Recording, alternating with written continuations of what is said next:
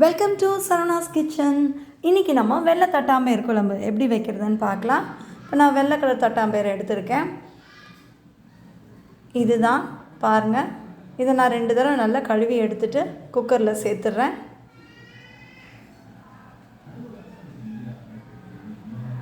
இது முங்குற அளவுக்கு தண்ணி ஊற்றிட்டு கொஞ்சமாக உப்பு போட்டுட்டு கொஞ்சம் பெருங்காயத்தூள் ஆட் பண்ணிவிட்டு குக்கரை மூடி வச்சிடலாம்.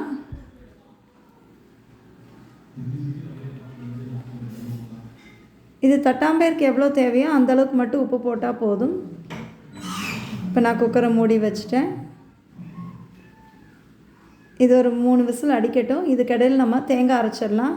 ஒரு மிக்ஸி ஜாரில் 1/4 கப்பு போல் தேங்காய், ஒரு சின்ன சைஸ் தக்காளி, 6-7 சின்ன வெங்காயம்,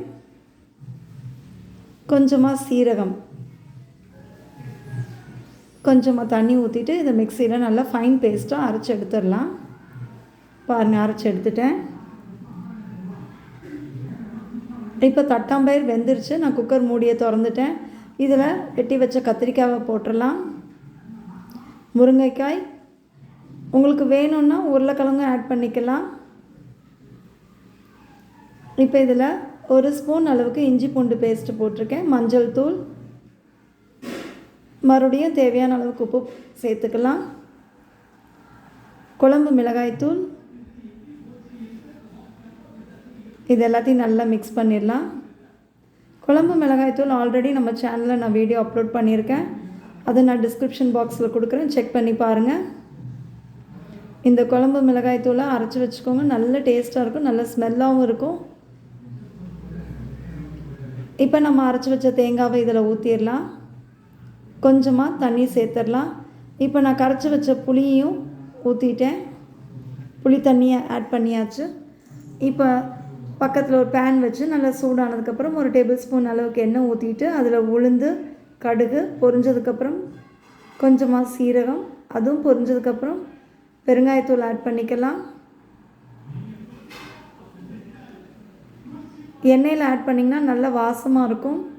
அதுக்கப்புறம் பெரிய வெங்காயம், ஒரு பெரிய வெங்காயம் பொடி பொடியாக நறுக்கி போட்டிருக்கேன்.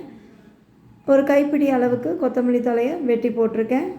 இது எல்லாத்தையும் நல்லா மிக்ஸ் பண்ணிடலாம். மிக்ஸ் பண்ணிவிட்டு இதை அப்படியே எடுத்து நம்ம ரெடி பண்ணி வச்சுருக்க குழம்புல ஊற்றிடலாம்.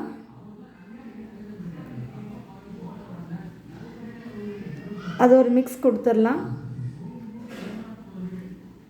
அது நல்லா கலந்து விட்டதுக்கப்புறம் இந்த கன்சிஸ்டன்சி ஓகேன்னா குக்கரை மூடி வச்சுருங்க. அப்படி இல்லாட்டி கொஞ்சமாக தண்ணி ஆட் பண்ணிக்கோங்க. நான் இதை குழம்பாக வைக்கிறனால நான் கொஞ்சம் தண்ணி ஆட் பண்ணிக்கிட்டேன். கிரேவினா கொஞ்சம் தண்ணி கம்மியாக வச்சா போதும். இப்போ இதுவும் ஒரு விசில் அடிச்சிருச்சு. நான் ஸ்டவ் ஆஃப் பண்ணிட்டேன். பாருங்கள், நம்மளோட முருங்கைக்காய் குழஞ்சும் போகலை, கரெக்டாக வெந்திருக்கு. குழம்பும் கரெக்டான கன்சிஸ்டன்சியில் இருக்குது.